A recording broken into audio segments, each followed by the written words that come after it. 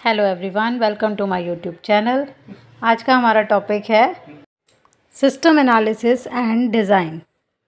System development is systematic process which includes phases such as planning, analysis, design, development, etc. First of all, we explain system analysis and then system design.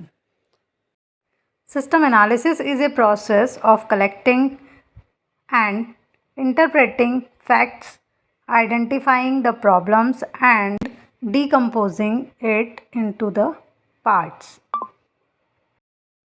System analysis का मतलब होता है data को, fact को collect करना, उनमें से problem को आइडेंटिफाई करना और उसको ब्रेक करना according to the system. System analysis is conducted for a purpose of studying a system or its part in order to identifying its objectives. किसी भी सिस्टम को एनालिसिस करना मतलब होता है कि उस सिस्टम को पूरे को रीड करना, आइडेंटिफाई करना और उसके बाद उसमें से जो यूज़फुल इन्फॉर्मेशन है उसको कलेक्ट करना. सिस्टम एनालिसिस फेज में हमें सिस्टम से क्या करवाना है वो आता है. What the system should do, इस पे हम वर्क करते हैं सिस्टम एनालिसिस फेज में. Next is system design. It is a process of planning a new business system और replacing an existing system by defining its components or modules to satisfy the specific requirements. इस phase में हम या तो कोई नया business system बनाएंगे या फिर जो एग्जिस्टिंग सिस्टम होगा उसको चेंज करेंगे, रिप्लेस करेंगे according to the requirements.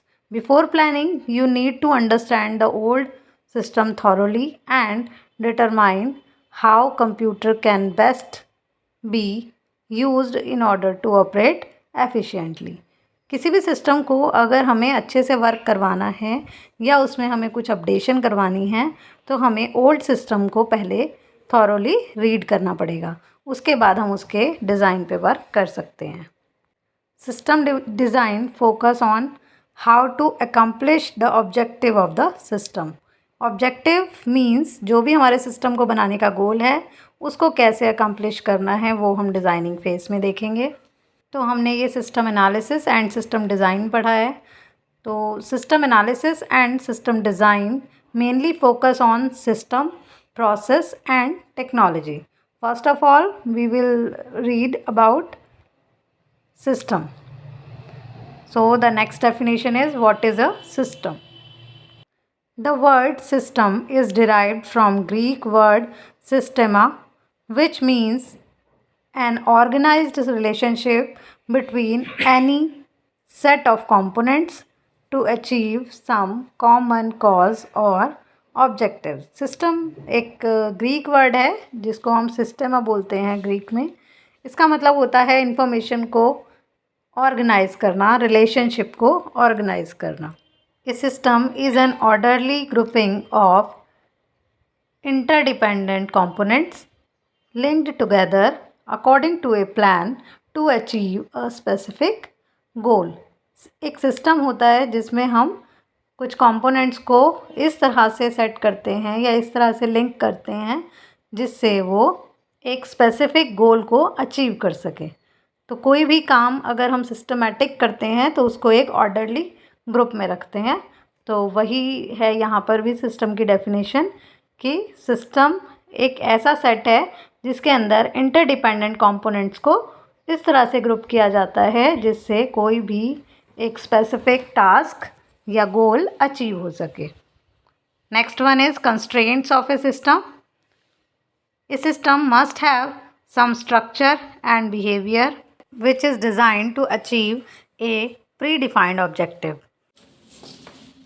It means किसी भी सिस्टम का अपना एक स्ट्रक्चर और बिहेवियर होना चाहिए जो कि किसी ऑब्जेक्टिव को अचीव करने में काम आए. Second one is interconnectivity and interdependence must exist among the system components.